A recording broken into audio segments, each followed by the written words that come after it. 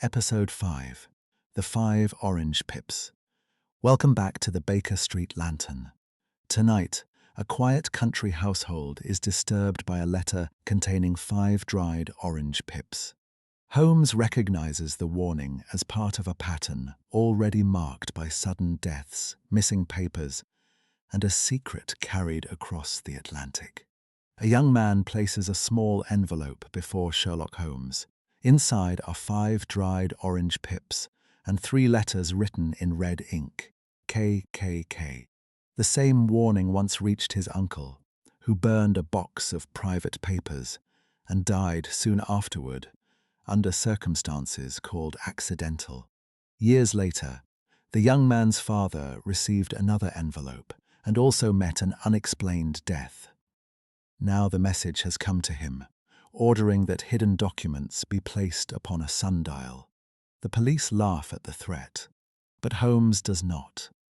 The postmarks trace a movement from India to Scotland and then to London, as though danger was steadily closing the distance.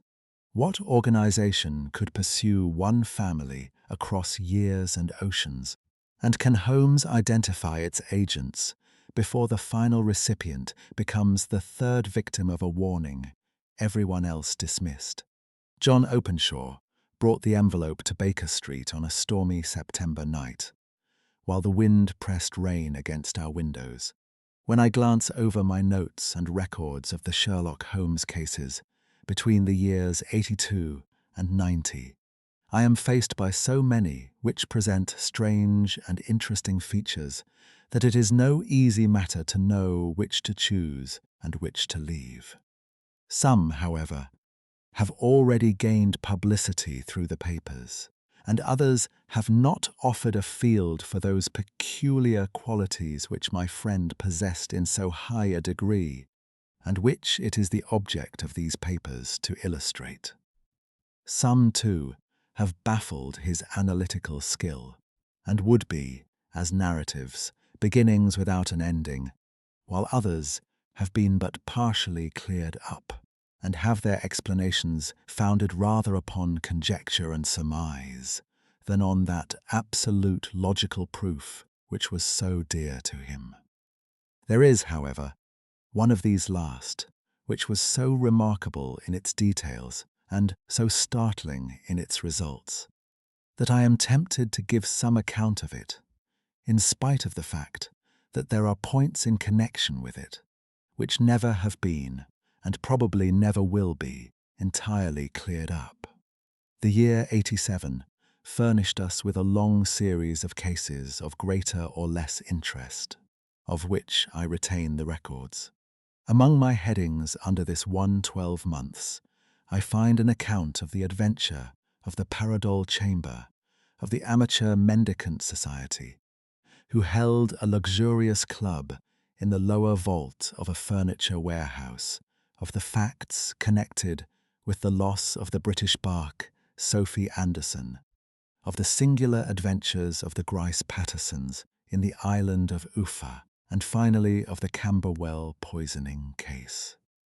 In the latter, as may be remembered, Sherlock Holmes was able, by winding up the dead man's watch, to prove that it had been wound up 2 hours before, and that, therefore, the deceased had gone to bed within that time, a deduction which was of the greatest importance in clearing up the case. All these I may sketch out at some future date, but none of them present such singular features as the strange train of circumstances which I have now taken up my pen to describe. It was in the latter days of September, and the equinoctial gales had set in with exceptional violence. All day the wind had screamed, and the rain had beaten against the windows, so that even here in the heart of great, handmade London, we were forced to raise our minds for the instant from the routine of life, and to recognize the presence of those great elemental forces which shriek at mankind through the bars of his civilization, like untamed beasts in a cage. As evening drew in, the storm grew higher and louder, and the wind cried and sobbed like a child in the chimney. Sherlock Holmes sat moodily at one side of the fireplace, cross-indexing his records of crime, while I, at the other, was deep in one of Clark Russell's fine sea stories, until the howl of the gale from without seemed to blend with the text, and the splash of the rain to lengthen out into the long swash of the sea waves. My wife was on a visit to her mother's, and for a few days I was a dweller once more in my old quarters at Baker Street. "Why?" said I, glancing up at my companion. That was surely the bell. "Who could come tonight? Some friend of yours, perhaps." "Except yourself, I have none," he answered. "I do not encourage visitors." "A client, then?" "If so, it is a serious case. Nothing less would bring a man out on such a day and at such an hour. But I take it that it is more likely to be some crony of the landlady's." Sherlock Holmes was wrong in his conjecture, however, for there came a step in the passage and a tapping at the door. He stretched out his long arm to turn the lamp away from himself and towards the vacant chair upon which a newcomer must sit. "Come in," said he.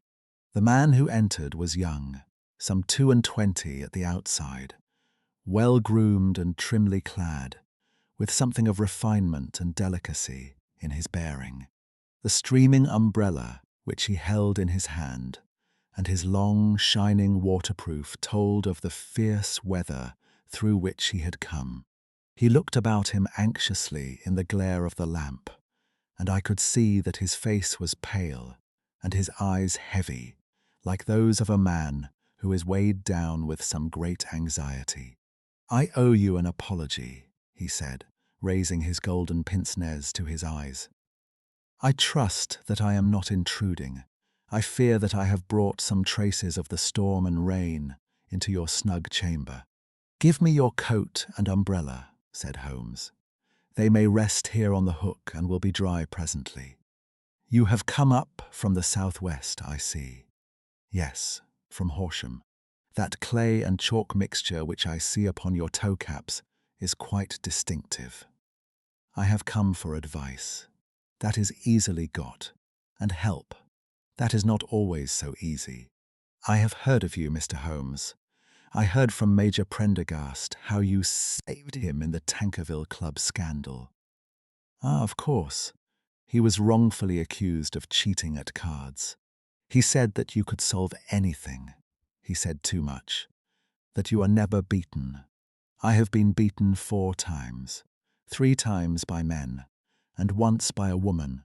But what is that compared with the number of your successes? It is true that I have been generally successful. Then you may be so with me. I beg that you will draw your chair up to the fire and favour me with some details as to your case. It is no ordinary one. None of those which come to me are. I am the last court of appeal. And yet I question, sir, whether in all your experience you have ever listened to a more mysterious and inexplicable chain of events than those which have happened in my own family." "You fill me with interest," said Holmes. "Pray give us the essential facts from the commencement, and I can afterwards question you as to those details which seem to me to be most important." The young man pulled his chair up and pushed his wet feet out towards the blaze. "My name," said he, "is John Openshaw, but my own affairs have, as far as I can understand, little to do with this awful business. It is a hereditary matter, so, in order to give you an idea of the facts, I must go back to the commencement of the affair. You must know that my grandfather had 2 sons, my uncle Elias and my father Joseph.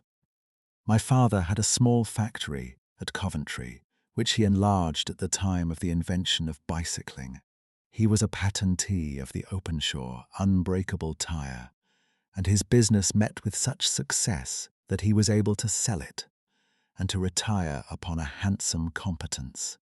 My uncle Elias emigrated to America when he was a young man, and became a planter in Florida, where he was reported to have done very well. At the time of the war, he fought in Jackson's army, and afterwards under Hood, where he rose to be a colonel. When Lee laid down his arms, my uncle returned to his plantation, where he remained for 3 or 4 years. About 1869 or 1870, he came back to Europe and took a small estate in Sussex, near Horsham. He had made a very considerable fortune in the States, and his reason for leaving them was his aversion to the Negroes and his dislike of the Republican policy in extending the franchise to them. He was a singular man, fierce and quick-tempered, very foul-mouthed when he was angry, and of a most retiring disposition. During all the years that he lived at Horsham, I doubt if ever he set foot in the town.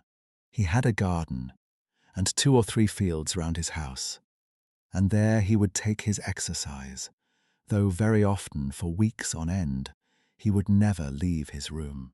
He drank a great deal of brandy and smoked very heavily, but he would see no society and did not want any friends, not even his own brother. He didn't mind me. In fact, he took a fancy to me, for at the time when he saw me first, I was a youngster of 12 or so.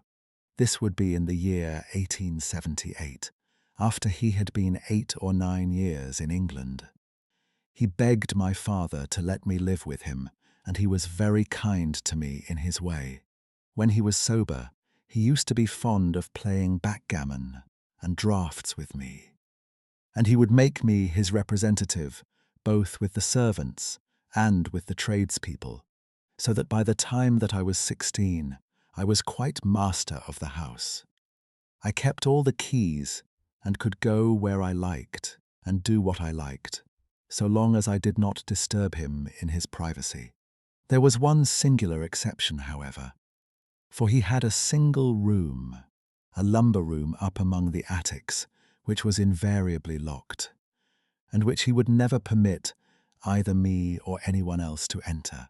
With a boy's curiosity, I have peeped through the keyhole, but I was never able to see more than such a collection of old trunks and bundles as would be expected in such a room.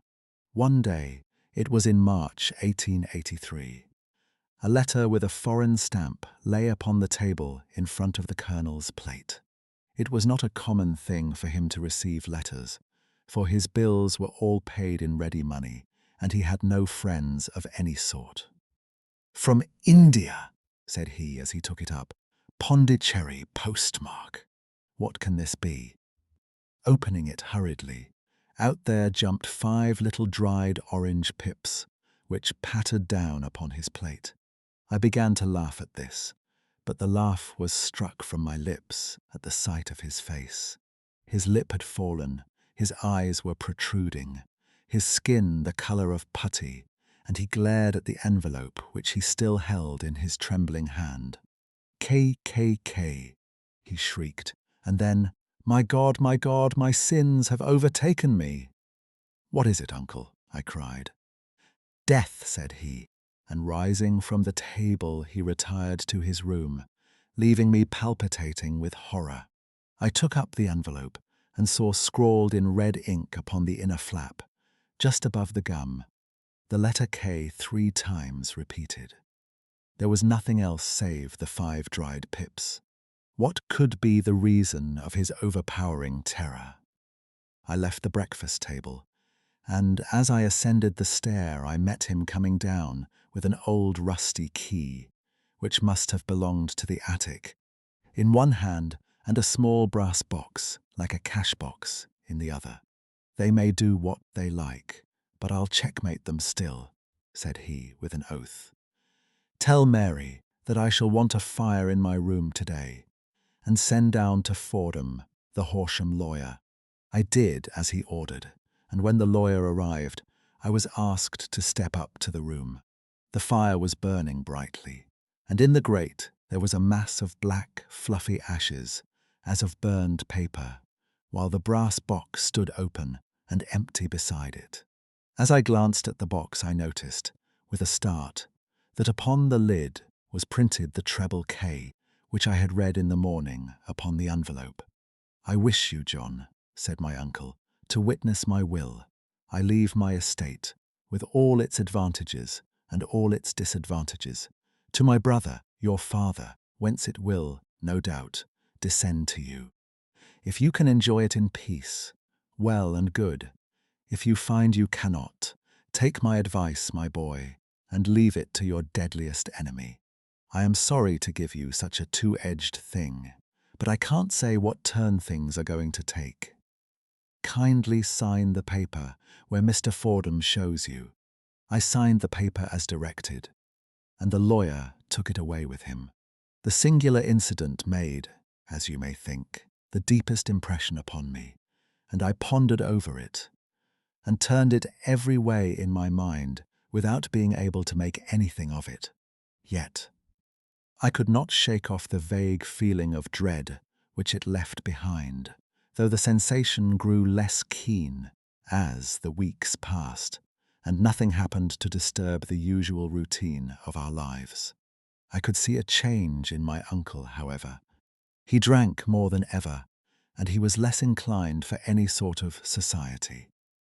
Most of his time he would spend in his room, with the door locked upon the inside, but sometimes he would emerge in a sort of drunken frenzy, and would burst out of the house and tear about the garden, with a revolver in his hand, screaming out that he was afraid of no man, and that he was not to be cooped up like a sheep in a pen by man or devil.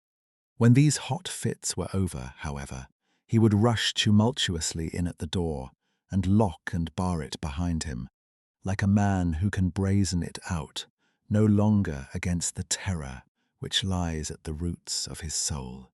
At such times I have seen his face, even on a cold day, glisten with moisture, as though it were new raised from a basin. Well, to come to an end of the matter, Mr. Holmes, and not to abuse your patience, there came a night when he made one of those drunken sallies from which he never came back. We found him, when we went to search for him, face downward in a little green-scummed pool which lay at the foot of the garden. There was no sign of any violence, and the water was but 2 feet deep, so that the jury, having regard to his known eccentricity, brought in a verdict of suicide. But I, who knew how he winced from the very thought of death, had much ado to persuade myself that he had gone out of his way to meet it. The matter passed, however, and my father entered into possession of the estate, and of some £14,000, which lay to his credit at the bank. "One moment," Holmes interposed. "Your statement is, I foresee, one of the most remarkable to which I have ever listened.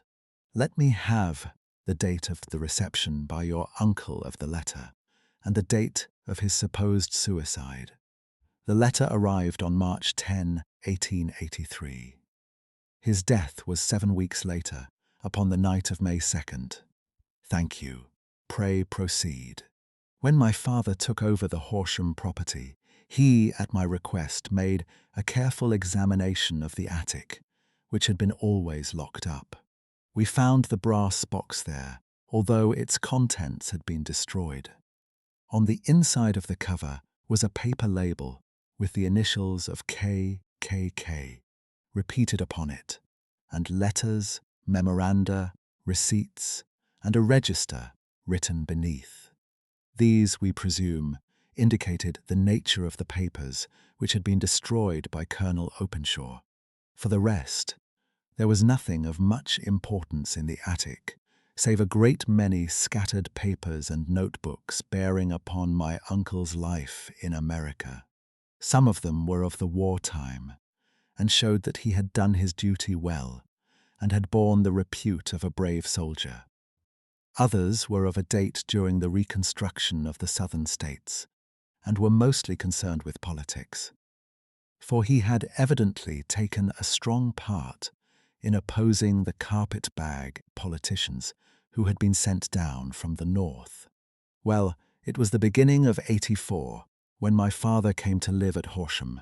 and all went as well as possible, with us until the January of '85. On the fourth day after the New Year, I heard my father give a sharp cry of surprise as we sat together at the breakfast table. There he was, sitting with a newly opened envelope in one hand and 5 dried orange pips in the outstretched palm of the other one. He had always laughed at what he called my cock and bull story about the colonel. But he looked very scared and puzzled now that the same thing had come upon himself. "Why, what on earth does this mean, John?" he stammered. My heart had turned to lead. "It is KK," said I. He looked inside the envelope. "So it is," he cried. "Here are the very letters. But what is this written above them?" "Put the papers on the sundial," I read, peeping over his shoulder. "What papers? What sundial?" he asked. "The sundial in the garden." "There is no other," said I, "but the papers must be those that are destroyed." "Pooh," said he, gripping hard at his courage. "We are in a civilized land here, and we can't have tomfoolery of this kind. Where does the thing come from?" "From Dundee," I answered, glancing at the postmark. "Some preposterous practical joke," said he. "What have I to do with sundials and papers? I shall take no notice of such nonsense." "I should certainly speak to the police," I said, "and be laughed at for my pains. Nothing of the sort." "Then let me do so." "No, I forbid you. I won't have a fuss made about such nonsense." It was in vain to argue with him, for he was a very obstinate man. I went about, however, with a heart which was full of forebodings. On the third day after the coming of the letter, my father went from home to visit an old friend of his, Major Freebody, who is in command of one of the forts upon Portsdown Hill. I was glad that he should go, for it seemed to me that he was farther from danger when he was away from home. In that, however, I was in error. Upon the second day of his absence, I received a telegram from the Major, imploring me to come at once. My father had fallen over one of the deep chalk pits which abound in the neighbourhood, and was lying senseless, with a shattered skull. I hurried to him, but he passed away, without having ever recovered his consciousness. He had, as it appears, been returning from Fareham in the twilight, and as the country was unknown to him, and the chalk pit unfenced, the jury had no hesitation in bringing in a verdict of death from accidental causes. Carefully, as I examined every fact connected with his death, I was unable to find anything which could suggest the idea of murder. There were no signs of violence, no footmarks, no robbery, no record of strangers having been seen upon the roads. And yet I need not tell you that my mind was far from at ease, and that I was well nigh certain that some foul plot had been woven round him. In this sinister way I came into my inheritance. You will ask me why I did not dispose of it. I answer, because I was well convinced that our troubles were in some way dependent upon an incident in my uncle's life, and that the danger would be as pressing in one house as in another. It was in January '85 that my poor father met his end, and 2 years and 8 months have elapsed since then. During that time I have lived happily at Horsham, and I had begun to hope that this curse had passed away from the family, and that it had ended with the last generation. I had begun to take comfort too soon, however. Yesterday morning the blow fell in the very shape in which it had come upon my father. The young man took from his waistcoat a crumpled envelope, and turning to the table he shook out upon it 5 little dried orange pips. "This is the envelope," he continued. "The postmark is London, Eastern Division. Within are the very words which were upon my father's last message, KKK. And then put the papers on the sundial." "What have you done?" asked Holmes. "Nothing. Nothing. to tell the truth. He sank his face into his thin white hands. I have felt helpless. I have felt like one of those poor rabbits when the snake is writhing towards it. I seem to be in the grasp of some resistless, inexorable evil, which no foresight and no precautions can guard against. "Tut, tut!" cried Sherlock Holmes. "You must act, man, or you are lost. Nothing but energy can save you. This is no time for despair. I have seen the police. Ah, but they listened to my story with a smile. I am convinced that the inspector has formed the opinion that the letters are all practical jokes, and that the deaths of my relations were really accidents, as the jury stated, and were not to be connected with the warnings." Holmes shook his clenched hands in the air. "Incredible imbecility!" he cried. "They have, however, allowed me a policeman who may remain in the house with me. Has he come with you tonight?" "No, his orders were to stay in the house." Again Holmes raved in the air. "Why did you come to me?" he cried. "And above all, why did you not come at once?" "I did not." "No. It was only today that I spoke to Major Prendergast about my troubles and was advised by him to come to you. It is really 2 days since you had the letter. We should have acted before this. You have no further evidence, I suppose, than that which you have placed before us. No suggestive detail which might help us." "There is one thing," said John Openshaw. He rummaged in his coat pocket, and drawing out a piece of discoloured, blue-tinted paper, he laid it out upon the table. "I have some remembrance," said he, "that on the day when my uncle burned the papers, I observed that the small, unburned margins which lay amid the ashes were of this particular colour. I found this single sheet upon the floor of his room, and I am inclined to think that it may be one of the papers which has, perhaps, fluttered out from among the others, and in that way has escaped destruction. Beyond the mention of Pips, I do not see that it helps us much. I think myself that it is a page from some private diary. The writing is undoubtedly my uncle's." Holmes moved the lamp, and we both bent over the sheet of paper, which showed by its ragged edge that it had indeed been torn from a book. It was headed March 1869, and beneath were the following enigmatical notices. 4th. Hudson came. Same old platform. 7th. Set the Pips on Macaulay, Paramore and John Swain of St. Augustine. 9th.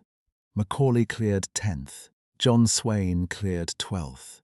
Visited Paramore. All well.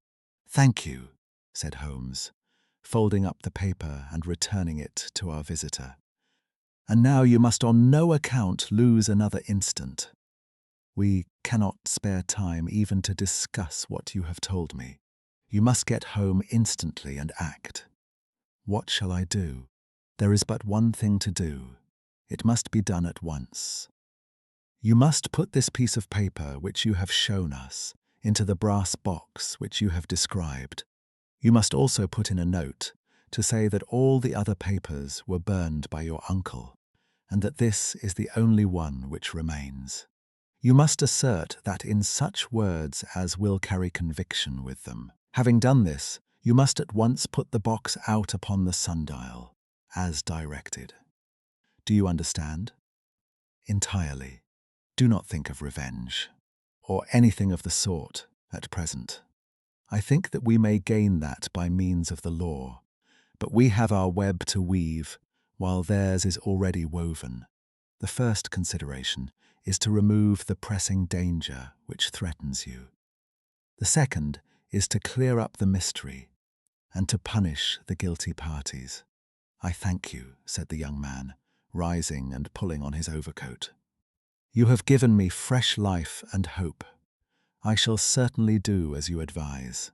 Do not lose an instant, and, above all, take care of yourself in the meanwhile, for I do not think that there can be a doubt that you are threatened by a very real and imminent danger. How do you go back?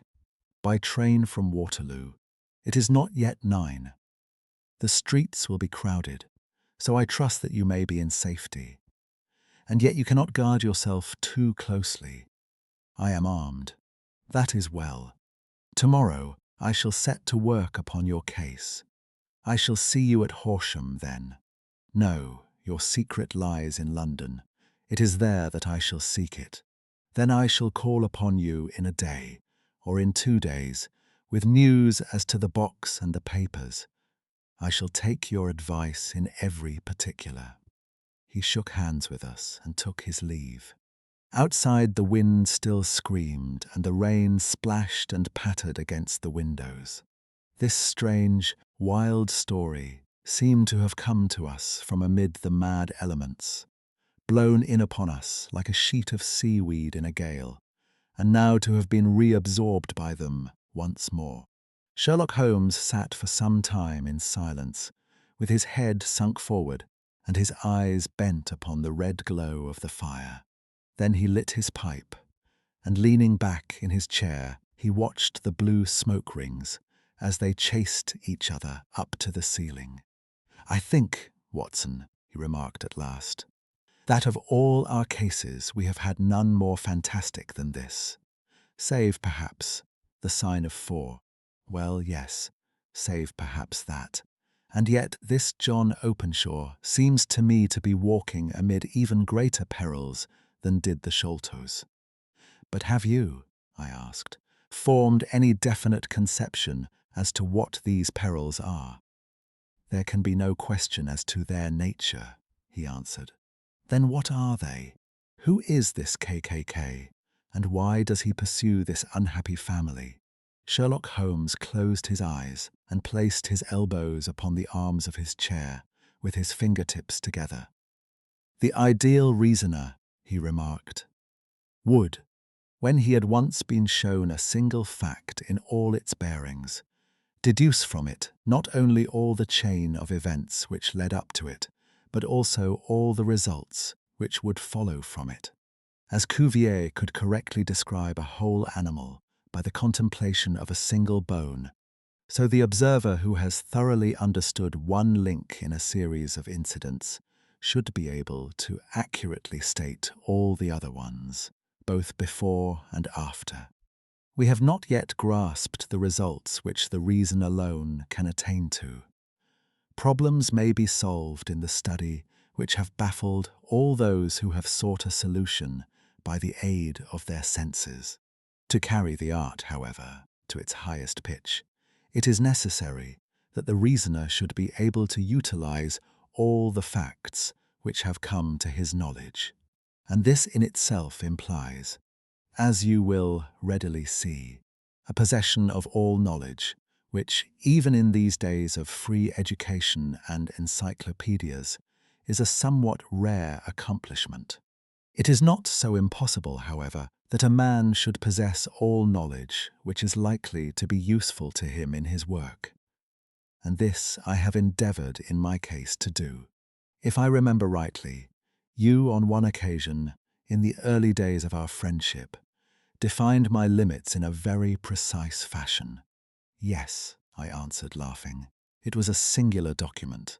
Philosophy, astronomy, and politics were marked at 0, I remember.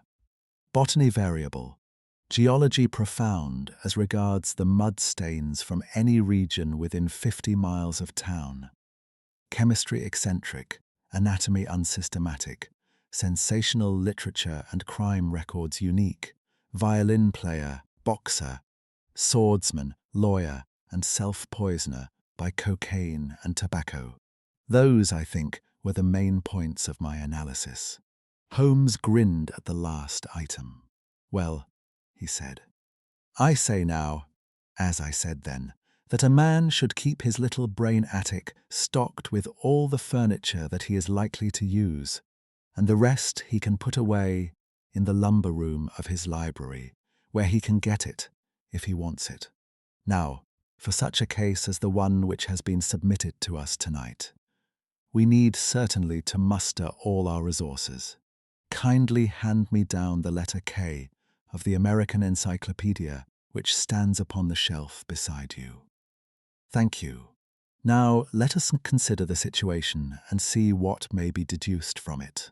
In the first place, we may start with a strong presumption that Colonel Openshaw had some very strong reason for leaving America.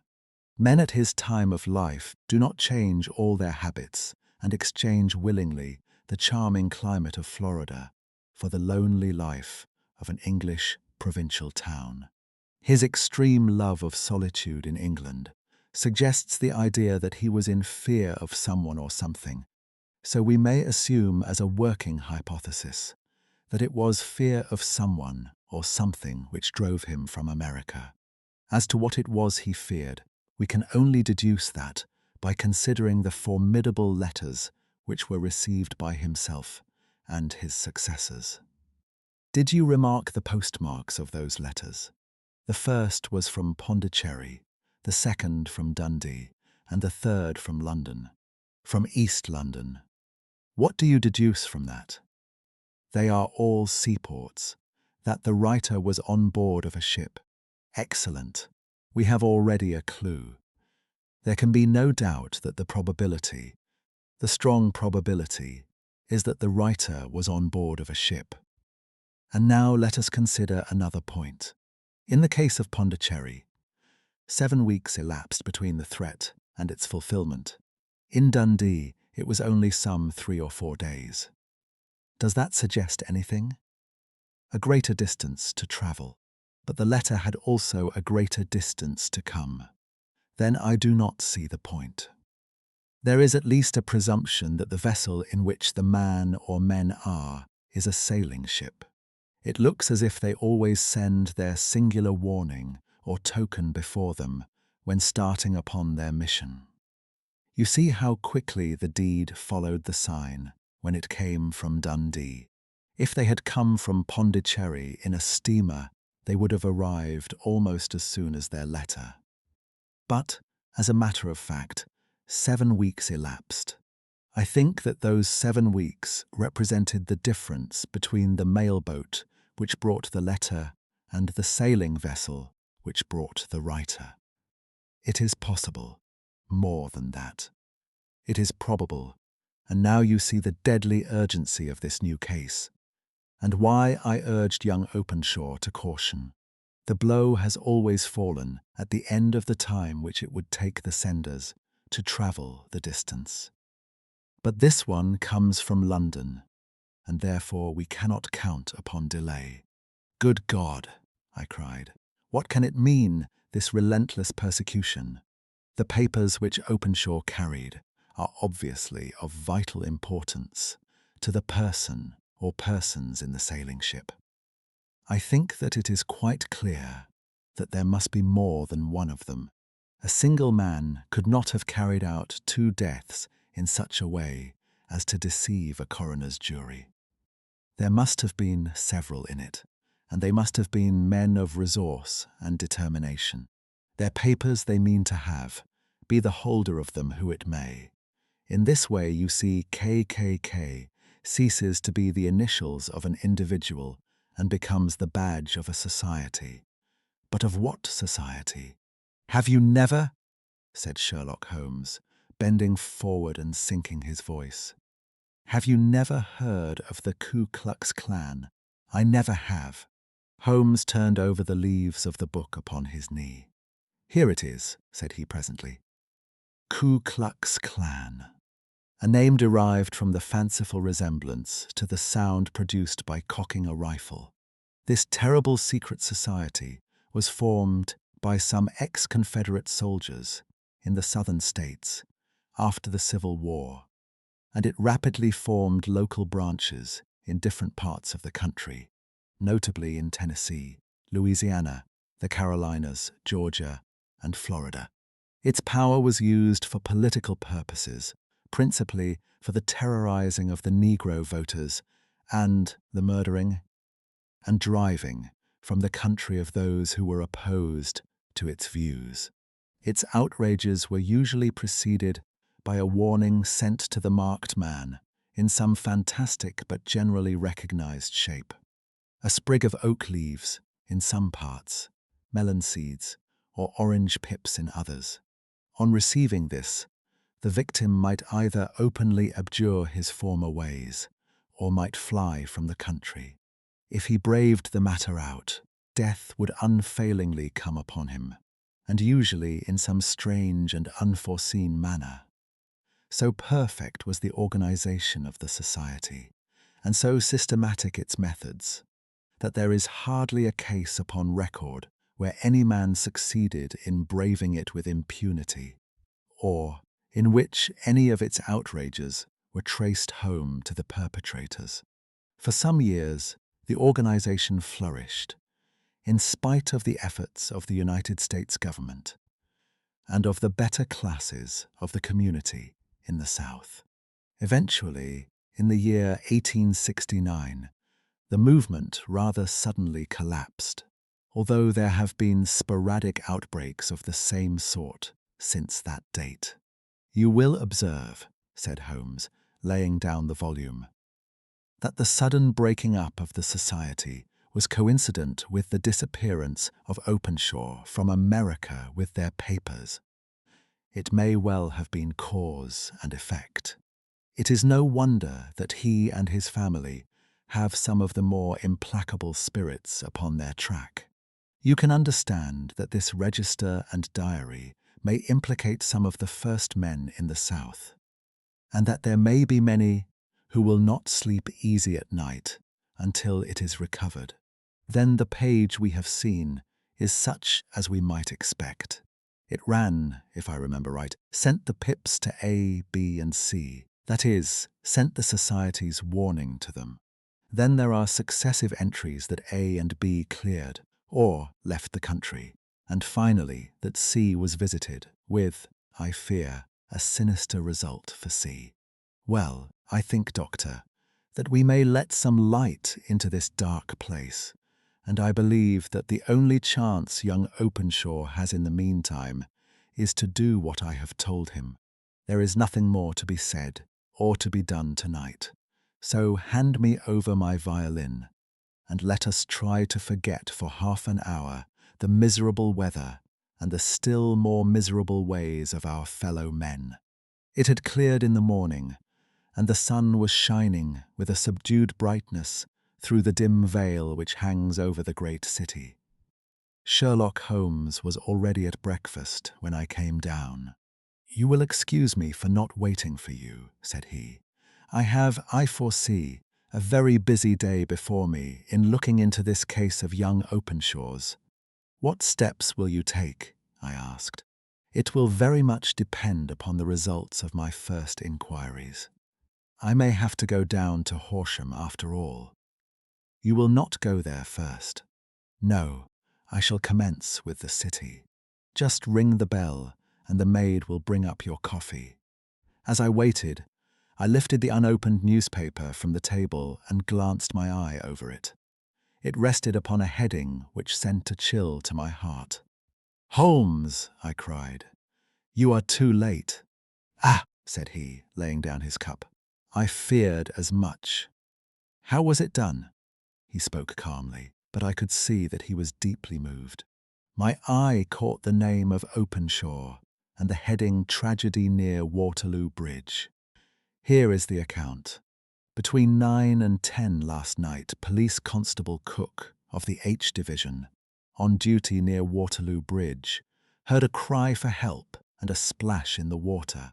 The night, however, was extremely dark and stormy, so that, in spite of the help of several passers-by, it was quite impossible to effect a rescue.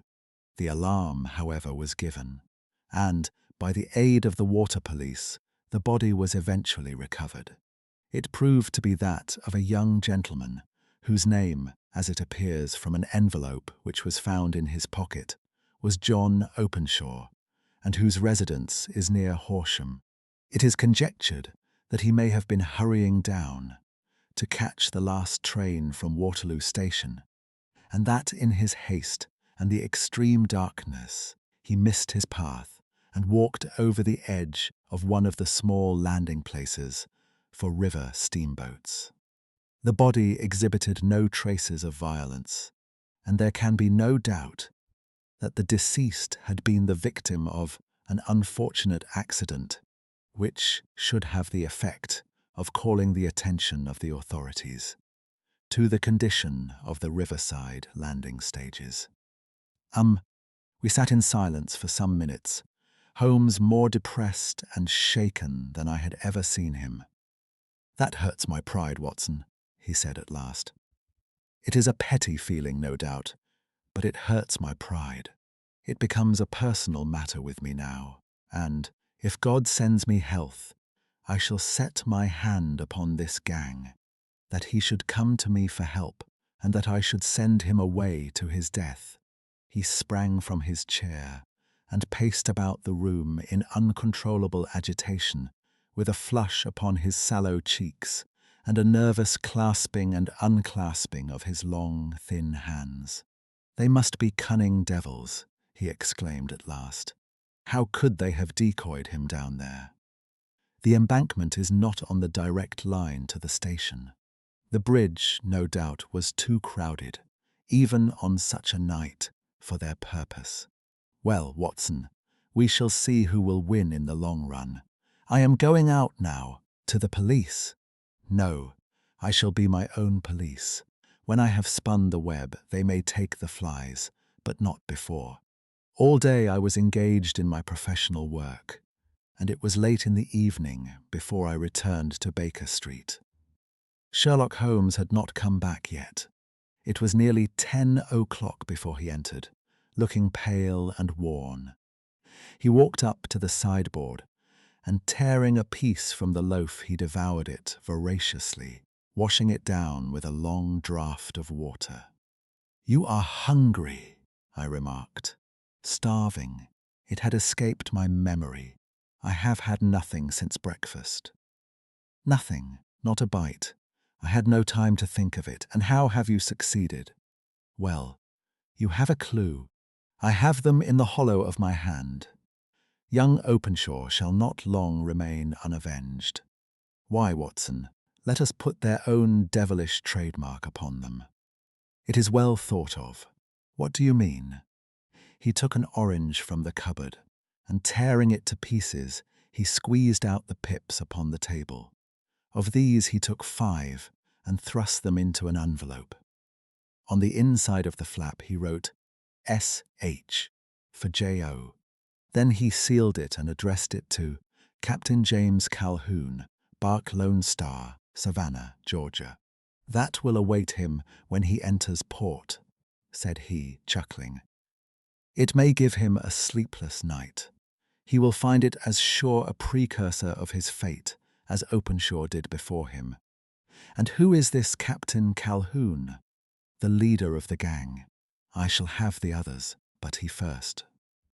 "How did you trace it then?" He took a large sheet of paper from his pocket, all covered with dates and names.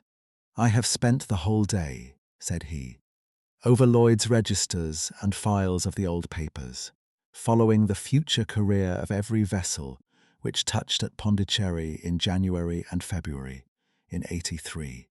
There were 36 ships of fair tonnage which were reported there during those months. Of these, one, the Lone Star, instantly attracted my attention, since, although it was reported as having cleared from London, the name is that which is given to one of the states of the Union, Texas, I think. I was not and am not sure which, but I knew that the ship must have an American origin. What then? I searched the Dundee records, and when I found that the bark Lone Star was there in January '85, my suspicion became a certainty. I then inquired as to the vessels which lay at present in the port of London. Yes, the Lone Star had arrived here last week.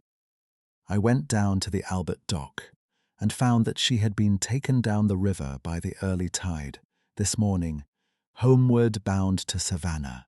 I wired to Gravesend and learned that she had passed some time ago, and as the wind is easterly, I have no doubt that she is now past the Goodwins and not very far from the Isle of Wight. What will you do then?" Oh, I have my hand upon him. He and the two mates are, as I learn, the only native-born Americans in the ship. The others are Finns and Germans. I know also that they were all three away from the ship last night. I had it from the stevedore who has been loading their cargo.